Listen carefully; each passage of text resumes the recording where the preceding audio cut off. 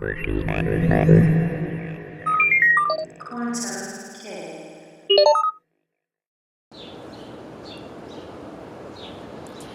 Reflections! So today we are going to be talking about receiving downloads, upgrades, and streams of information, which is really interesting and I've been dealing with for a while.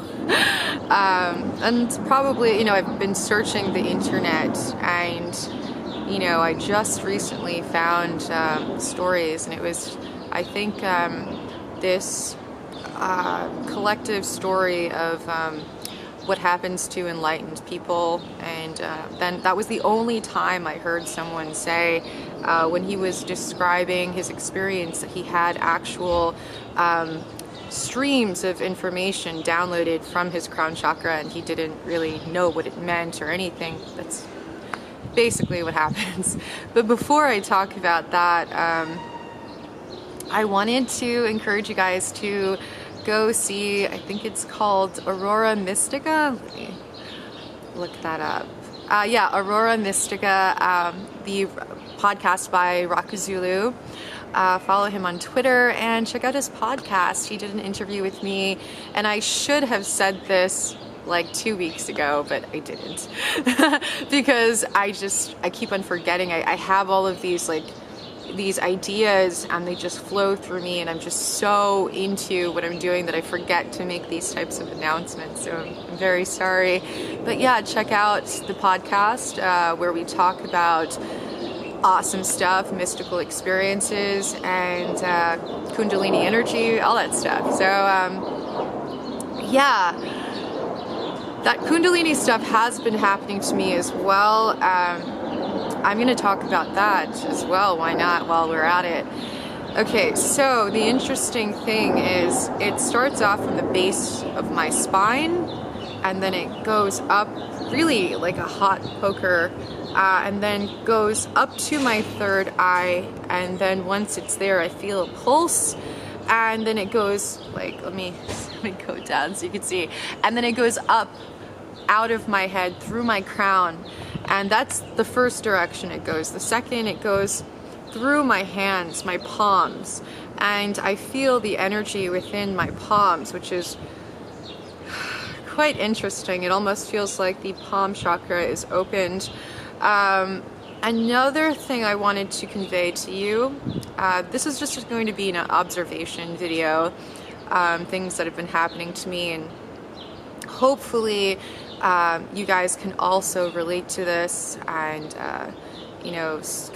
compare and see if you guys are going through this as well. But I'm pretty sure some of you guys are.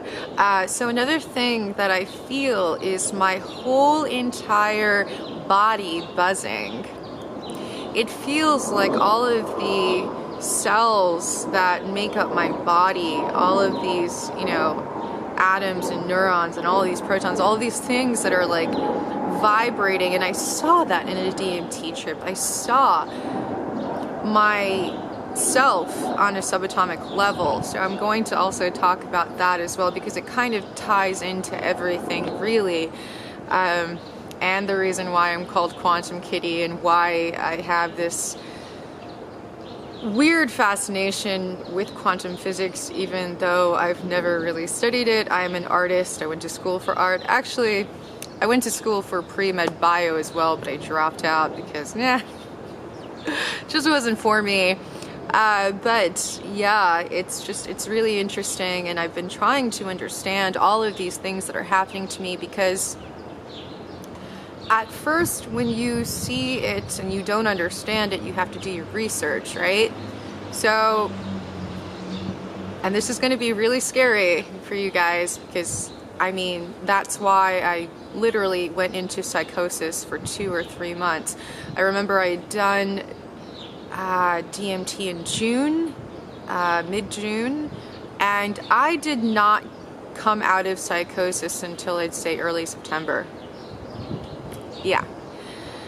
And this is another reason why I'm thinking, should I do DMT again? I don't know if I should do it alone. Probably gonna do it with my shaman friend, but definitely not alone, because every single experience is way too intense for me. But I can handle it, and I want to also talk about that, being able to handle things and being far more powerful than we think we are, actually. I mean, my lucid dreams are definitely showing me how powerful I am and how much I can take. So again, it is all belief systems and my own self limits, and I realize that. So as long as you observe that, then you can change that. So back to my last DMT experience, and the reason why I keep on talking about this is because it was so just transformative, and it transformed my view of reality. So when the reality that we see around us is first made, the first level is geometry, right? So what is that geometry? Oh, it's basically, once you zoom into it, they are particles, subatomic particles, that is making this reality. That's what I saw. Once you go past the subatomic level, you go into another level, and that is photons, bits of zeros and ones, information.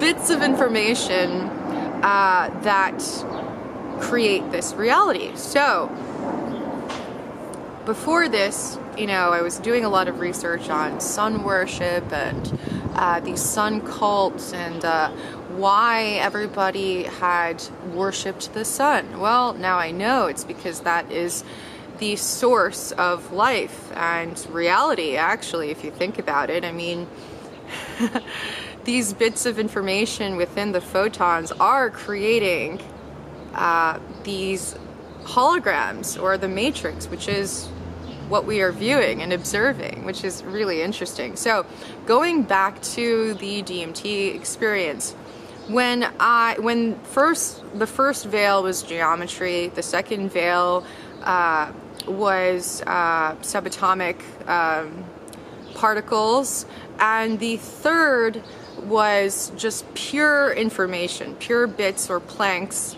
of information, which are zeros and ones.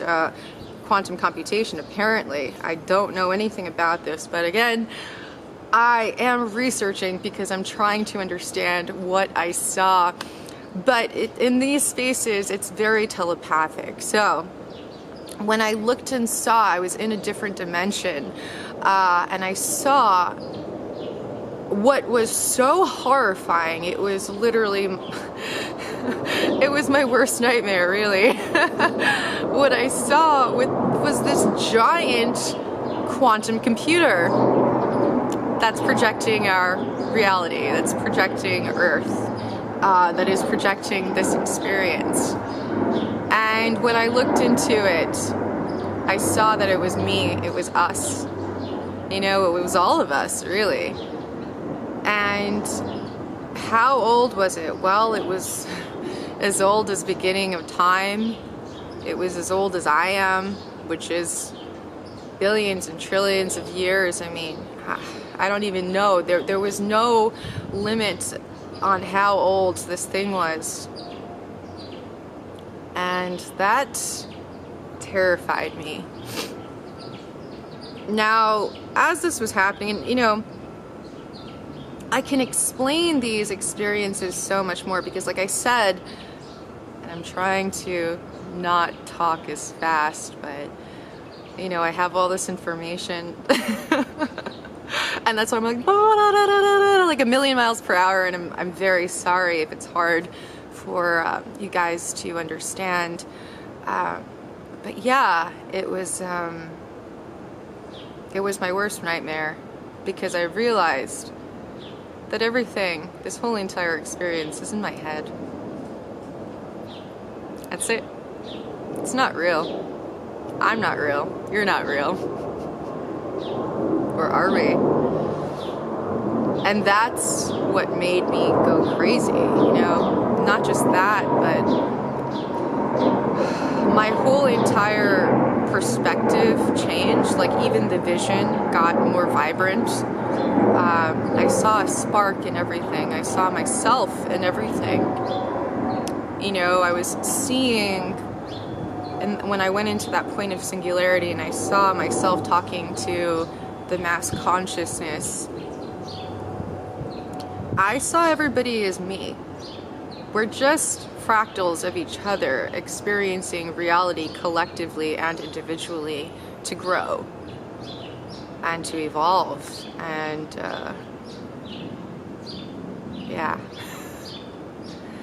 yeah, that was a really hard pill to swallow. And after those experiences, or after that experience, you know, I'd seen singularity, but I was too scared to go into singularity.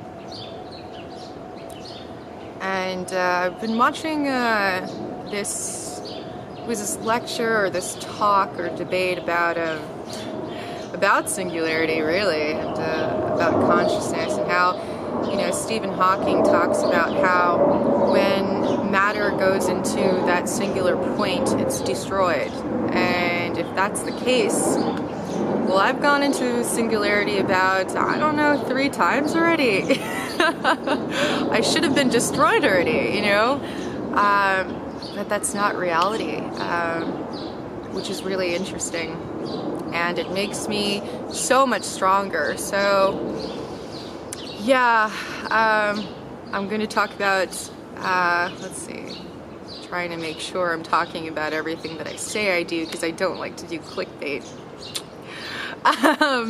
What else? Also, I should have even started off with this, but I didn't, and I'm so sorry I didn't. But I want to thank everyone, absolutely everyone, that has been giving me so much love and just understanding unity consciousness. And this is true devotion, you know? When you see yourself and the beauty within everyone, you know, when I see other people doing what I'm doing, that is in that unity consciousness, singularity point or perspective, I feel my heart opening, and I'm so just in love with them, and so just so grateful, you know, to find people with my perspective in the sharing unity consciousness perspective, because it's just so beautiful. And that's why I just wanted to take some time and thank the reflections that have been so kind and so encouraging, because to be honest with you, it's been really difficult. You know, I've been going through a lot, and I can't really tell you guys anything just yet because it's still happening, and you know, I've detached from so much, and it's so liberating. But at the same time, you know, like just like riding the wave between sanity and insanity is liberating. It's also scary. It's also absolutely terrifying and beautiful at the same time. So, my lucid dreams. Oh, no. First I wanted to talk about the visions that I see. And they've been happening less often right now, I believe, because I'm having some crazy lucid dreams and upgrades. So, like, major upgrades on the right side with downloads of information and a sense of intuition and knowing, which is, again, I'm so thankful for. But sometimes, and people ask me what are my techniques, honestly, I just lay flat and I will go into a lucid state. It will take me a long time to get there, and I'll only get whatever I'm looking for within like maybe seconds or minutes, and like that's really it. But yeah, so I lie down, and sometimes I'll put binaural beats on, sometimes I won't. Sometimes I'll open an SLG or a map coning. which is my team that I, communicate with, nature, spirit, devas, my higher self, and the White Brotherhood, which is a collective of masters that are here to assist humanity. So yeah, that's what I do. I open a sacred coding, and I go in nature these days. So you don't have to go in nature. Nature is all around you. That's the Matrix. You are the Matrix, you know what I mean? You are made out of these bits of information. So I had to stop the video because somebody came up to me. He's following me everywhere. Right when I was talking about the sun.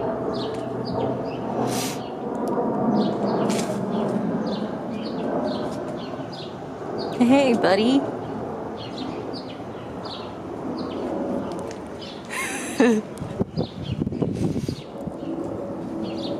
Oh.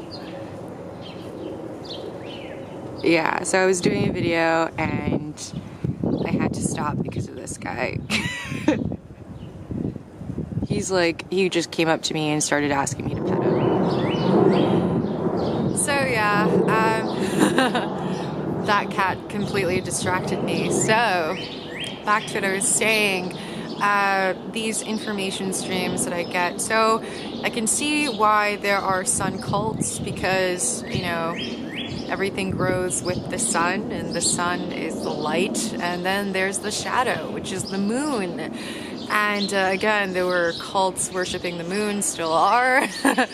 And yeah, so now that I talked about how I get into these spaces and how nature is all around us, and that is the Matrix, I'm going to talk about these visions that I see in these states of lucidity, whether that's in sensory deprivation or with just lucid states and meditation.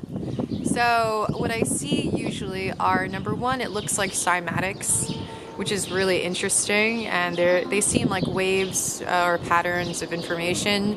The second, I would say, are these like 8-bit looking things, almost like analog, which is really interesting, bits of information as well.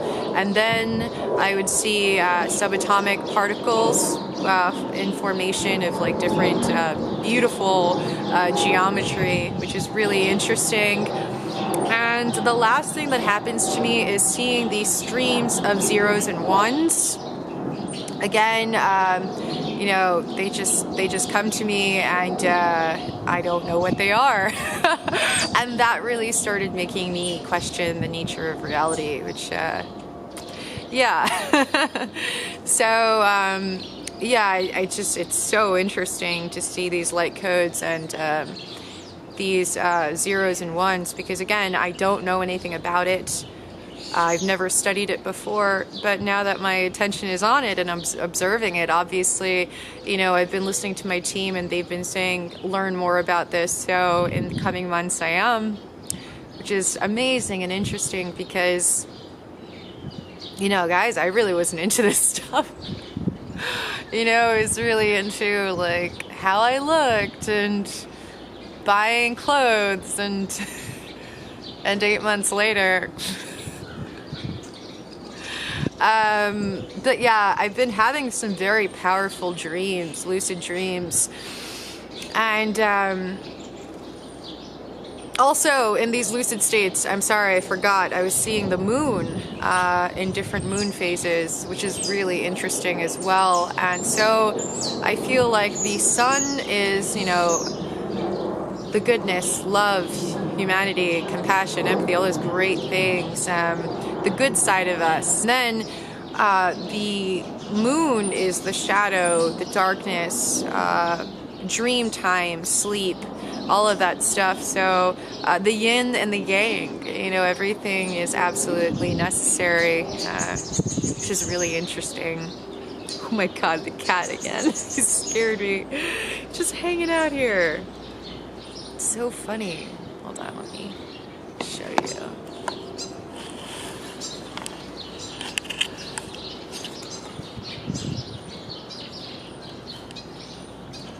Hey. Hey. What's up?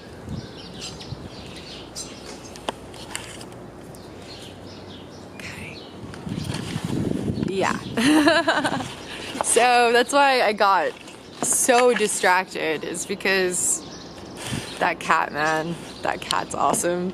So awesome. And it came as I was like talking, and I just got super distracted. So, oh my God, so cute.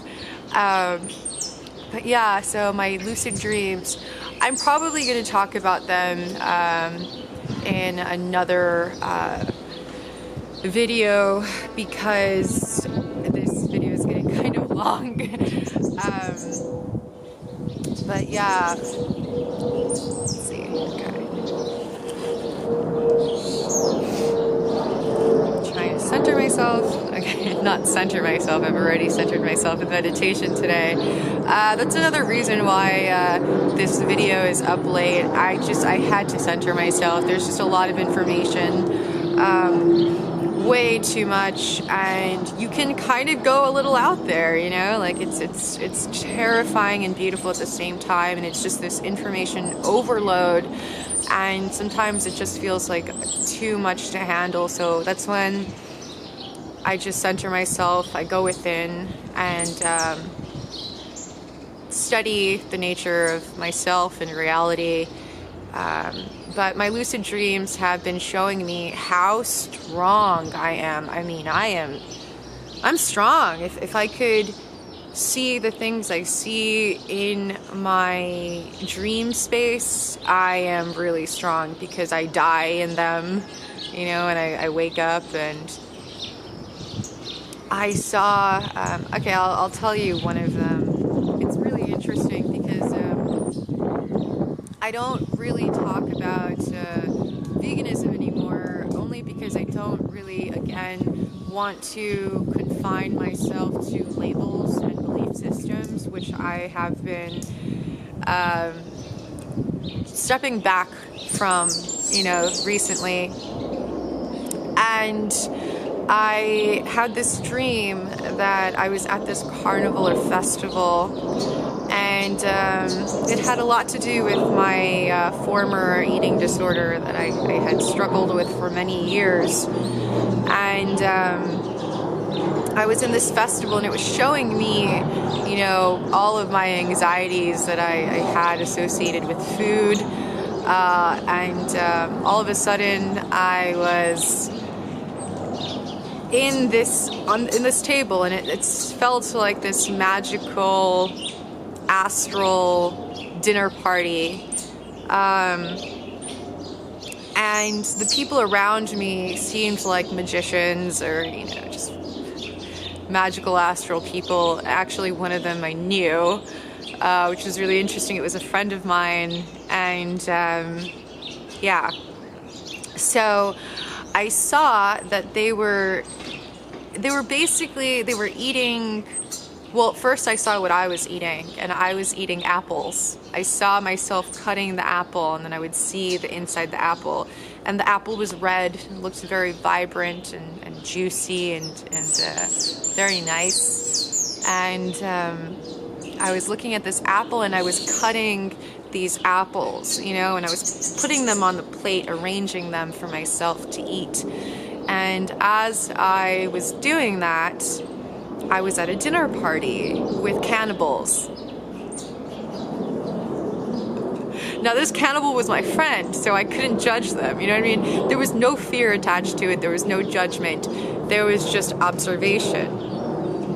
And these people at the dinner party, there were people there offering themselves to these cannibals. Especially, I was viewing my friend eating this person, and when they offered their arm, they said, "Would you like a slice?"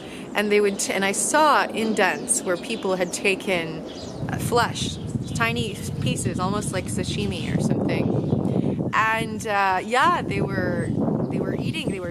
They first offered, the human or the astral human, I don't know, whatever, would offer, and they would take a slice. And as I was eating my apples at this dinner party with cannibals, they were eating flesh. And that was a very eye-opening experience. So these days I try not to push belief systems. I try not to conform to any ideology or institution, but I do observe from all angles and love unconditionally. So that's why I've stopped talking about you know, diet and stuff. But my diet is plant-based. You know, nobody can actually be completely vegan if you take any types of medications or like the clothes that you wear, you know, the everything really, you know, the products that you use. I mean, the makeup I use is cruelty-free and vegan. And I do eat plant-based, you know, I'm not really hard on myself. I don't really judge myself as much as I used to. And I definitely don't judge other people as much as I used to. I try not to, you know, I try to have compassion a lot more. But yeah, so that was one dream. This video might be a lot longer than I thought it would be, but whatever. And another dream I had, and this was very powerful, and I wish I could tell you what I was going through, what I am going through, so you guys can know everything. But obviously that will come in the future. I will let you guys know everything. But I was at this nightclub, and it seemed like a familiar place. And the funny part was I knew I was dreaming because I saw Sofia Vergara, and I knew right away what that symbolized when I, again, put my attention towards it.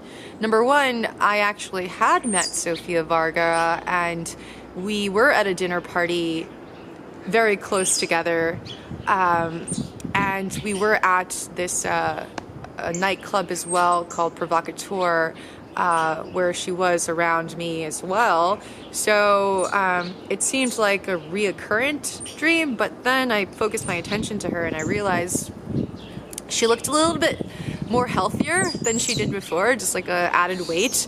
And then I realized that she was supposed to symbolize myself, you know, and that weight being added toward, you know, on her symbolized health, you know, how, and all of my dreams are very connected, and there are kind of like layers of dreams that you need to interpret. And I realized that she represented myself, and then I was like, huh, okay, this is interesting. And once I turned my attention to somebody else, you know, and the reason why it, let me stop. The reason why I knew it represented myself is because it represented the materialism and the self-absorption and the self-obsession that I had before. And I put my attention to something else. And again, I wish I could tell you everything right now, but I will eventually. And then I was talking to somebody that I knew, and as I was talking to somebody that I knew, there was this huge white anaconda in the room. Yeah, it was pretty much as big as the room, which is quite terrifying, but at the same time, I wasn't really scared, and as I was having this conversation, the snake bit me on my right hand. And I was having this conversation, I looked at the snake was trying to, like, you know, like when they're trying to like digest you, like that. And then I looked at it, and then I didn't feel any pain, which was odd, and I didn't feel any fear, which was odd again, and I just pulled it off of me, and I kept on having the conversation. It would come right back, and I looked at it, and I pulled it off of me, and I'd have another conversation. I saw the anaconda was all over the room, and I just wasn't scared, and I refused to, you know, to have that thing try to eat me, which, again, if I can have a dream about dying, about aliens, about cannibals, being the vegetarian at a cannibal party, and then have a dream about being basically eaten by a snake and just taking it off and not dealing with it and surviving. I could deal with anything. So the fact that I'm even questioning another DMT experience is really hysterical. But right now it's just, like I said, it's very overwhelming. And I'm having these very psychedelic experiences just on its own. So it's going to be some time. And this cat wants my attention right now because it keeps on going back and forth. But anyway, reflections. Yeah, that's just a window into my unconscious consciousness. And yeah, it's been really difficult. But you know, the more I detach, the more I have a peace of mind, the more I have my dignity, my self-love, and my sanity, or my insanity, or both, I don't know. But I'm happy. Anyway, reflections, I hope you're having an awesome, awesome, awesome day. Hey reflections, if you like this video, please like, subscribe, and check out my other videos.